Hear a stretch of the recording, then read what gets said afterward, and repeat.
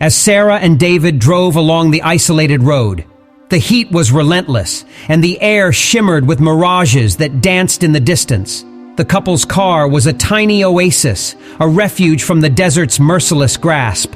Then, in the midst of this barren landscape, a flicker of movement caught Sarah's eye. A small, trembling form darted across the road, its tiny paws kicking up dust as it raced between the wheels of passing vehicles. David slammed on the brakes, his heart pounding in his chest. "What was that?" Sarah exclaimed, peering out the window. "It's a puppy!" David exclaimed, disbelief evident in his voice. "In the middle of the desert!" Without hesitation, they both jumped out of the car and rushed toward the terrified creature. Its fur was caked with dirt, its eyes wide with fear. The puppy whimpered, its voice barely audible above the hum of the highway. "We can't just leave it here," Sarah said, her voice determined. "But what can we do?" David replied, his brow furrowing.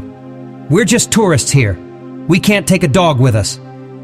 They looked around, their surroundings as desolate as the heart of the desert itself. They had no water, no food, and no way to shelter the puppy from the scorching sun. As they stood there, a tiny lump of vulnerability and hopelessness, an idea began to form in Sarah's mind.